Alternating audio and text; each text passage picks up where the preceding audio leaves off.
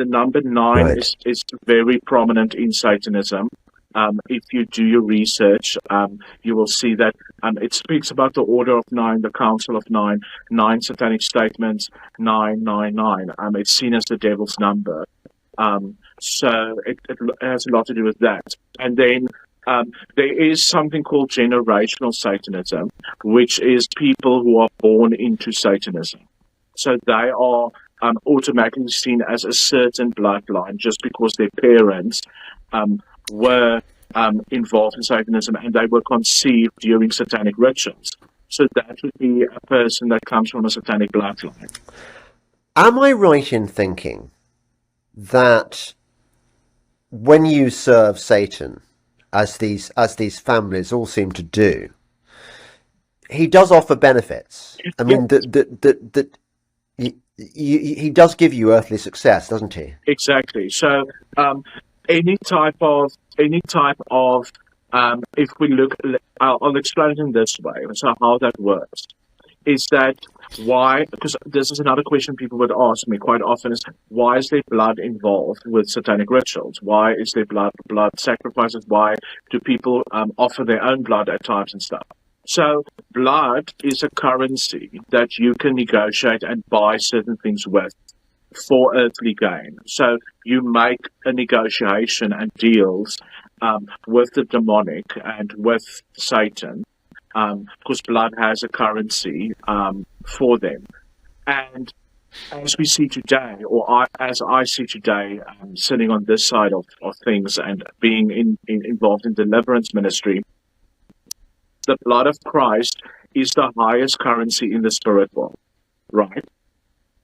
But the other blood that's used in rituals is also a currency that you can bargain with and get certain things, especially things like fame, success in business, massive climbing corporate ladders, all sorts of things. So anything that you could possibly think in terms of earthly gain and earthly success, you can negotiate for that with blood.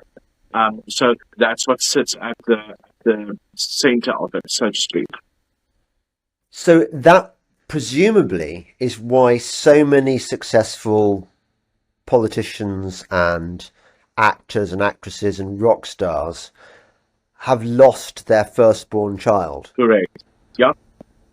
Exactly. Tell me about that. So you can make an offer. That's one of the deals that you can make. There is a ritual specifically written for that. And a lot of people are obviously scared to do that. But let's say you are really desperate, which, I mean, a lot of people, when they come to Satanism, that's where they are. So they will literally do anything they can to possibly get what they really want, whatever they might think will make them happy. And then there's a ritual that you can do, even if you're not even planning to have a child yet, where you can say, I am offering my firstborn as an offering for A, B, and C. So again, it is like a deal that you make. And then quite often people who have done this, they might even forget about it. But the thing about Satan and about the devil is he does cash in his checks.